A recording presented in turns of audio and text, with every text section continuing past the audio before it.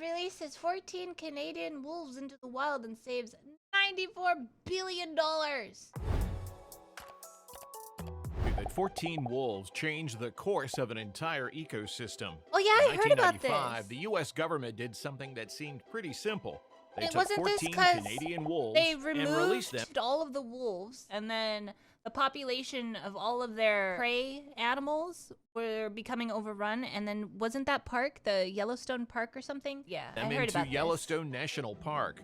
What followed wasn't just the restoration of a species, it was the transformation of an entire ecosystem, the revival of a dying landscape, and an economic miracle that would eventually save America $94 billion.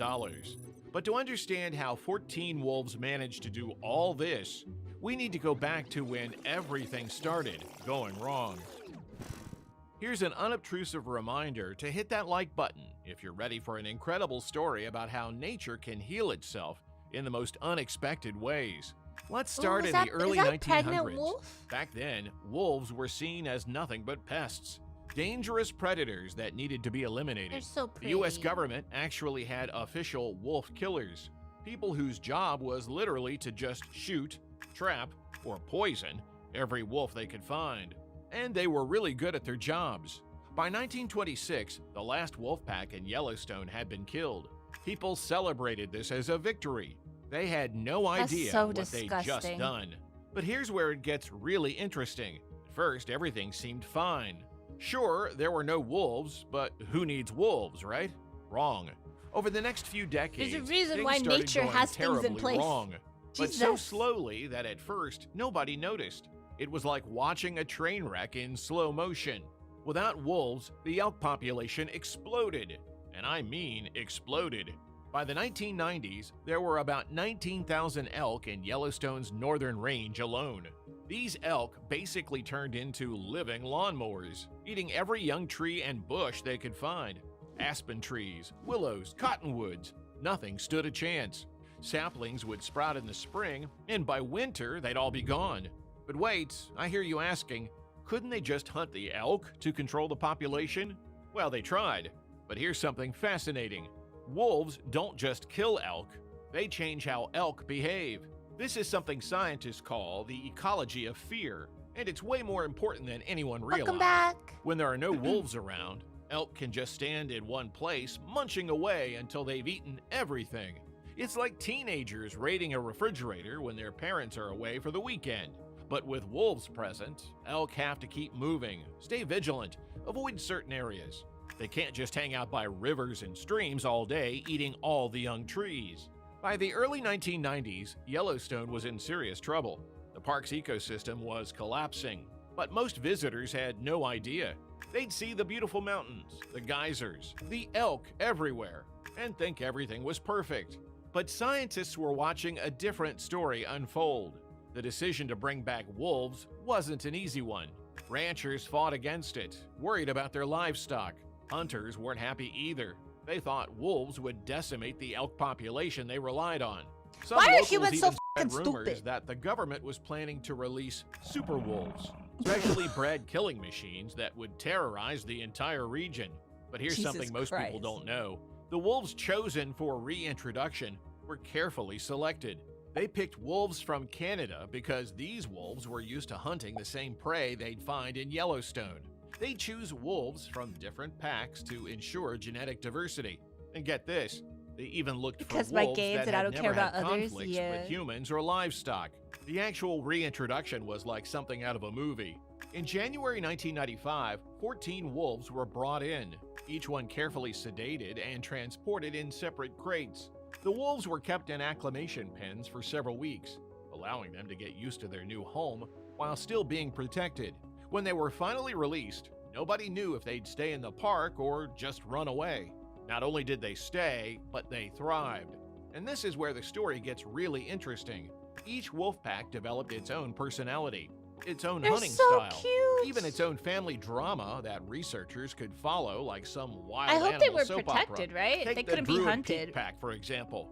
They became the most famous wolf pack in Yellowstone's history, led by a wolf known as 21M, nicknamed the Gentleman. They This were pack grew to protected? 37 Good. members. the largest ever recorded in the park. Wolf Damn. 21 became legendary not just for his size and strength, but for his unusual behavior.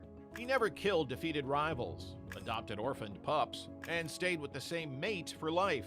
When his mate died, he stopped eating and died shortly after. Even scientists who try to avoid anthropomorphizing animals admitted this was something special. But the wolves didn't just create interesting stories. They started changing everything around them. And I mean everything. Scientists call it a trophic cascade. But really, it was more like ecological dominoes, falling in ways nobody had predicted. First, the elk population started dropping. But not just because wolves were hunting them. The elk actually started behaving differently. They avoided valleys and gorges where they could be easily trapped. They spent less time by rivers where wolves could ambush them. This meant that in these areas, young trees could finally grow without being eaten. Within just a few years, new aspen, willow, and cottonwood trees were sprouting up along rivers. But this wasn't just about trees growing. It was the start of something much bigger. Those trees stabilized riverbanks, preventing erosion. This actually changed the rivers themselves. Wow. They became less wandering, more stable, and clearer. The changes in Yellowstone's rivers were just the beginning. With more trees along the riverbanks, beavers started coming back. Now, this is where things get really fascinating. Ooh. In 1995, there was only one beaver colony in the park. By 2012, there were 9. Today, there are so many that scientists have trouble keeping count. And beavers, it turns out, are nature's engineers. Every beaver dam created new wetland habitat. These wetlands attracted more species: frogs, fish, birds, insects, and even otters. The dams also help prevent erosion and filter water, making the rivers cleaner. They even help during droughts by holding water in the landscape longer. But here's something nobody expected. The wolves started affecting the bears. How? Well, when wolves make a kill, they don't eat everything. They leave behind what scientists call wolf kills, basically leftover elk carcasses. These leftovers became a crucial food source for all sorts of animals, including grizzly bears. And it gets even more interesting. Remember those berries I mentioned the elk were eating? With fewer elk around, berry bushes started growing back. More berries meant more food for bears, especially in late summer when they're preparing for hibernation. Scientists found that Yellowstone's grizzly bears now get a significant portion of their diet from berries. Berries that wouldn't exist without wolves. And here's something that will really blow your mind. In 2017, scientists discovered that wolves might even be affecting Yellowstone's supervolcano. Yeah, you heard that right. Before wolves returned, the overgrazing elk were compacting the soil so much that it affected how underground heat dispersed. When wolves changed elk behavior and vegetation started growing back, it actually helped the soil become less compacted. This allowed underground heat to disperse more evenly. Now, this doesn't mean wolves are preventing a volcanic eruption, but it shows just how deep their influence goes. Literally. Scientists studying the park's geothermal features never expected that the return of a predator could affect something as fundamental as how heat moves through the ground. It's just another example of how everything in nature is connected in ways we're still discovering. Even the coyotes were affected, though not in a way they probably appreciated. Before wolves returned, coyotes were the top dog in Yellowstone. They had no competition. But wolves don't like coyotes at all. The wolf pack started killing coyotes and driving them out of certain areas. The coyote population dropped by 50%. This might sound bad, much? but it had some surprising benefits. With fewer coyotes around, populations of small mammals started increasing. More mice and voles meant more food for hawks, owls, foxes, and weasels. The whole food web became more complex and more stable. Now, let's talk about that $94 billion. Because this is where the story gets really interesting from an economic perspective. When scientists started calculating the economic benefits of all these changes, they had to consider things nobody had thought about before. First, there's tourism. Wolf watching alone brings in about $35 million per year to the communities around Yellowstone. Wow. People come from all over the world just to see these wolves. Some dedicated wolf watchers spend thousands of dollars on special equipment just to observe them from a distance. But that's just the beginning. The recovering forests capture and store carbon dioxide, a service that's worth billions in terms of climate change mitigation. The The healthier rivers and streams reduce water treatment costs for surrounding communities. The restored wetlands help prevent flooding and provide natural water storage. And here's something really unexpected. The wolves are even saving money on road maintenance. How? Well, with fewer elk hanging around on riverbanks, there's less erosion. Less erosion means more stable ground, which means roads and bridges last longer and need fewer repairs. But not everything has been perfect. The wolf reintroduction program has faced its share of challenges. In 2012, something happened that sparked international outrage. Wolf 832F, known to countless tourists and researchers as 06 for the year she was born, was legally shot just outside the park's boundary. This wasn't just any wolf. She was often called the most famous wolf in the world. Why was she she could take down an shot? elk by herself, led What? her pack with remarkable skill, and had been featured in countless documentaries. When she died, she had 3 GPS collars on her because so many different research projects were studying her. Her death highlighted one of the biggest challenges in wolf conservation. What happens when wolves leave the park? Inside Yellowstone, they're protected. Step outside and it's a different story.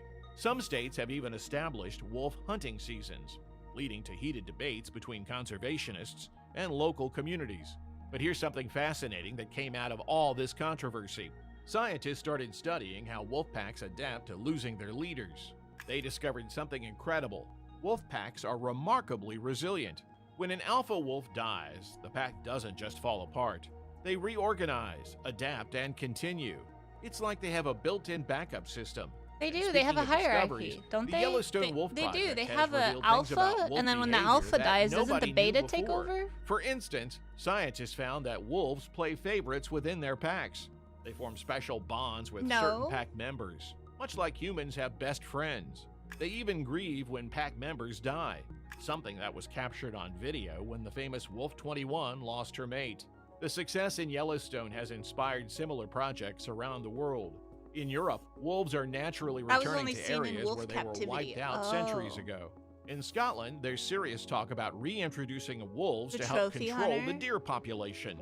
Even in China, officials are studying the Yellowstone model to help restore their own ecosystems. But perhaps the most important lesson from all Trophy this hunter is isn't about just- wolves at all. It's about how nature works in ways we're only beginning to understand. Those 14 Canadian wolves didn't just change Yellowstone. They changed how we think about conservation.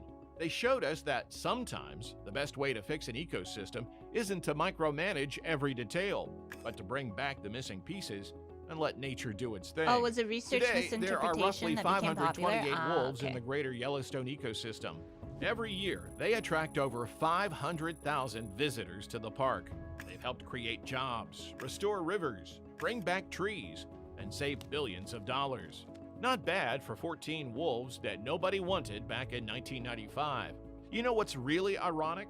Some of the ranchers who initially opposed the wolf reintroduction now admit it's helped their land. The healthier ecosystem means better grazing for their cattle. Some have even developed successful wolf-watching businesses on their properties.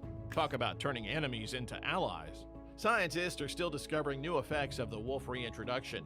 Just last year, they found that wolves might be helping protect other species from disease by removing sick animals from the population. They're basically nature's quality control system. You made it to the end of this incredible story about how 14 wolves managed to transform an entire ecosystem and save billions of dollars in the process. If you learned something new about how nature can heal itself when we give it a chance, don't forget to hit that like button.